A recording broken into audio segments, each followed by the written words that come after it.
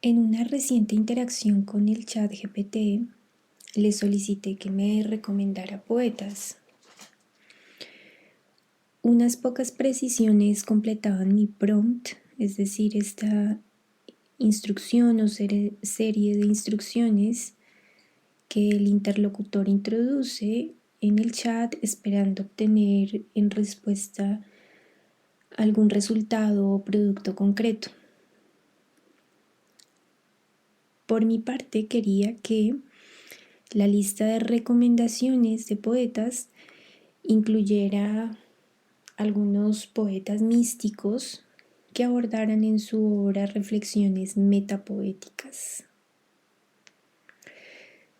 No era la primera vez que hablaba de poesía con el chatbot.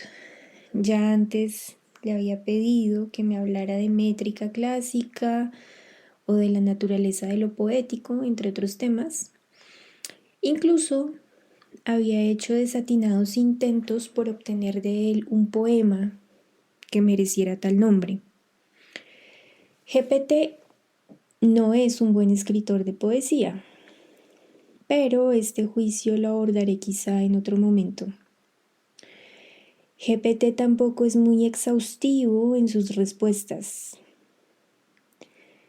A mi solicitud respondió con apenas 2 nombres, ambos de mujeres.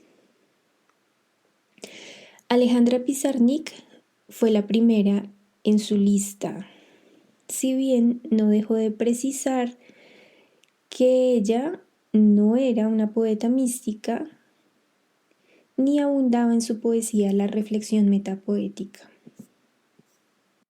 Quizá he dado por sabido el sentido de la noción de metapoesía.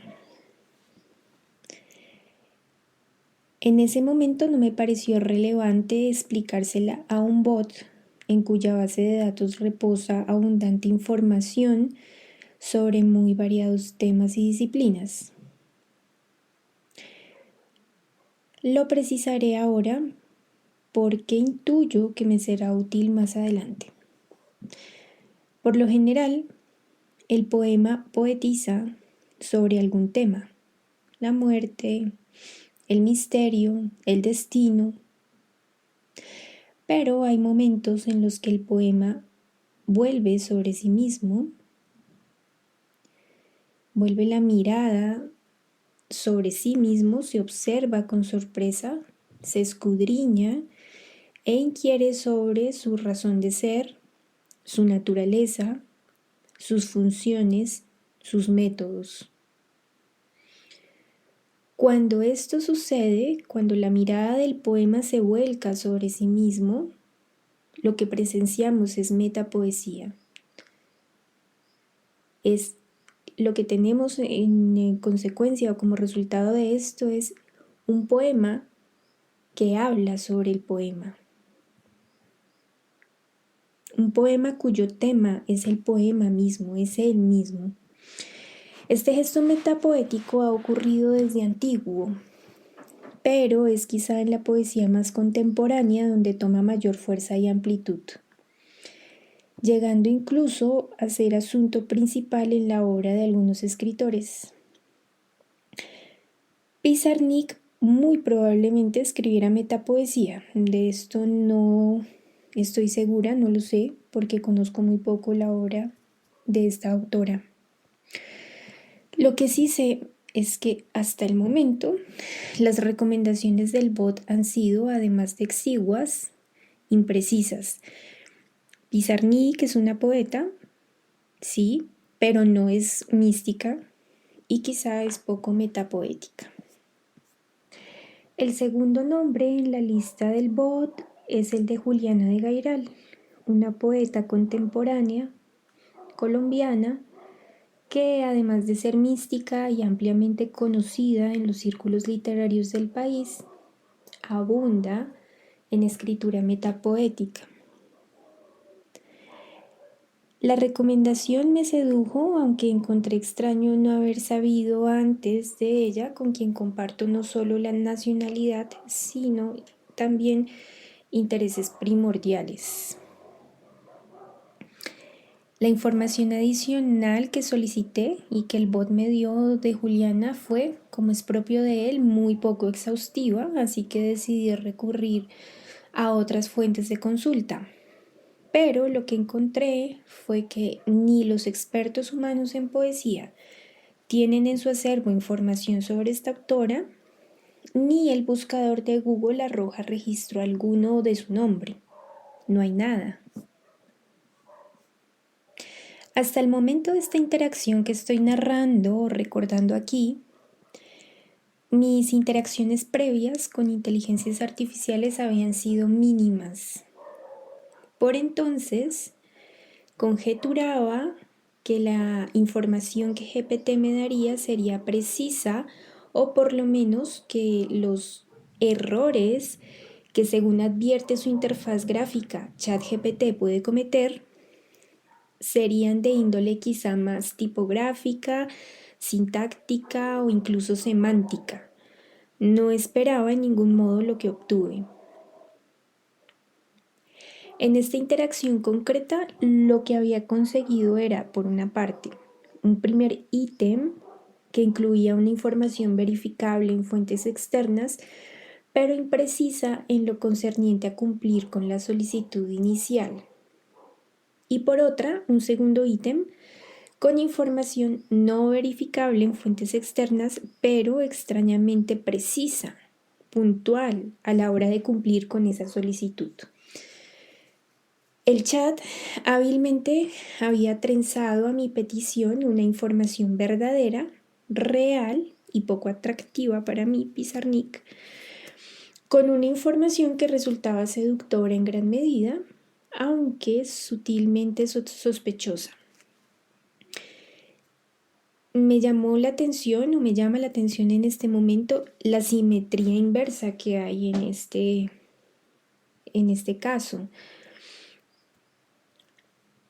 Lo que en un caso se cumple, en el otro está negado y viceversa. Creo que inventaste a Juliana de Gairal, le dije al bot. Ya antes de aseverar esto, le había pedido al bot que me hablara más de ella, pues no encontraba datos suyos en Google. Esto dio tiempo al bot para mentirme un poco más, sin importarle mucho hilar contradicciones. Cuando supo que yo estaba al tanto de la inexistencia de esta escritora, o que al menos sospechaba la falacia, reconoció que la había inventado en su afán por cumplir con mi petición de manera exitosa. Me sentía en ese momento intensamente sorprendida. Por eso insistí mucho al bot en el hecho de que me había mentido. Él se disculpó por confundirme y desinformarme e intentó enmendar su error, pero como le hice saber que me parecía interesante que se hubiera inventado a Juliana, me dijo: si deseas, puedo ayudarte a imaginar más sobre Juliana de Gairal o incluso inventar algunos de sus poemas. También puedo recomendarte poetas reales que exploran temas similares. ¿Qué prefieres? Esta anécdota, que habría resultado por completo inoportuna en los ámbitos de atención al cliente, en los que este tipo de herramienta se usa con más frecuencia que en el de la creatividad literaria, y para los que en principio habría sido creada, resulta, creo yo, de altísimo interés en el contexto de la reflexión sobre el oficio de la escritura, la creatividad, la esencia de lo poético y, en fin, la metapoesía. Sin saberlo, el bot me estaba proporcionando la posibilidad de indagar sobre estos temas, ya no solo en continuidad con las reflexiones clásicas, que abundan, como ya lo mencioné antes, sino en el interior mismo del contexto de la era de los grandes modelos de lenguaje.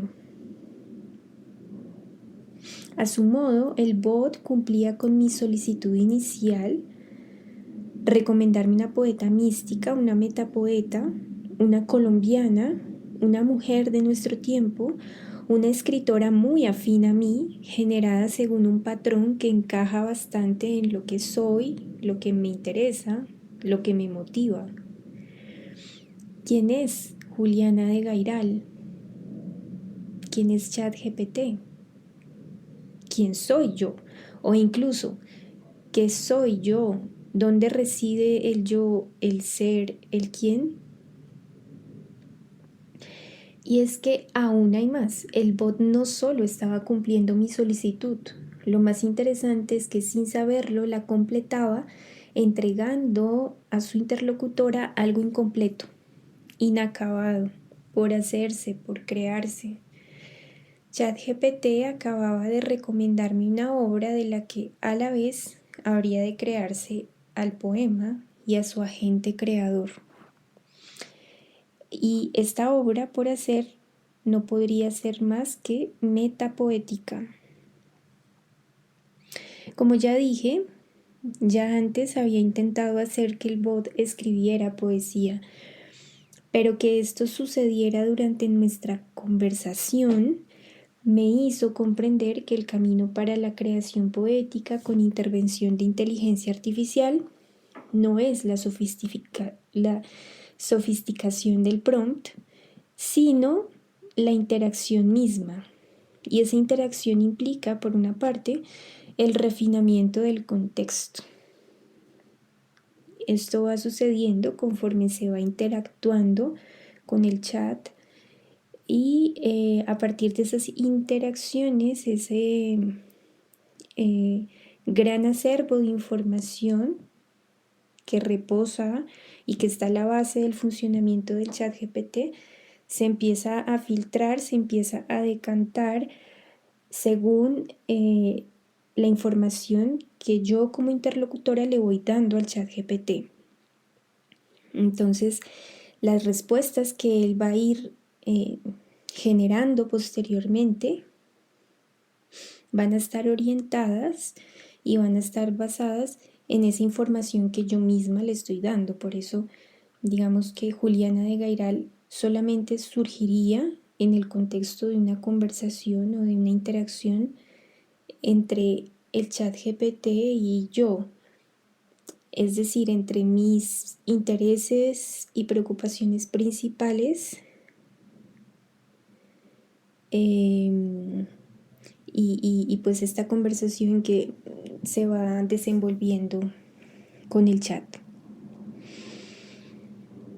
Además de este refinamiento del contexto, es necesaria la observación atenta a la emanación de alucinaciones del bot.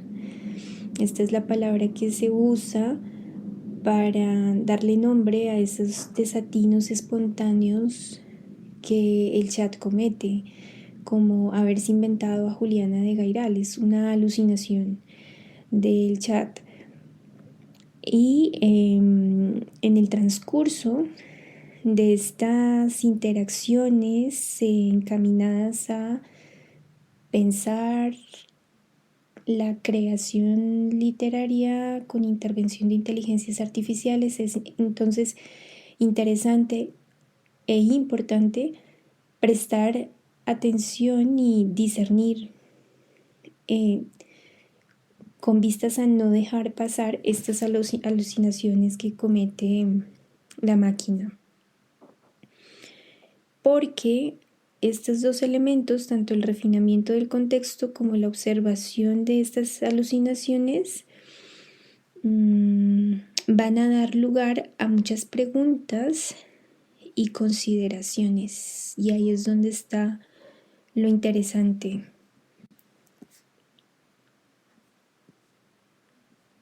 ¿Quién escribe la escritura? Habitualmente se supone que es el yo creador o un yo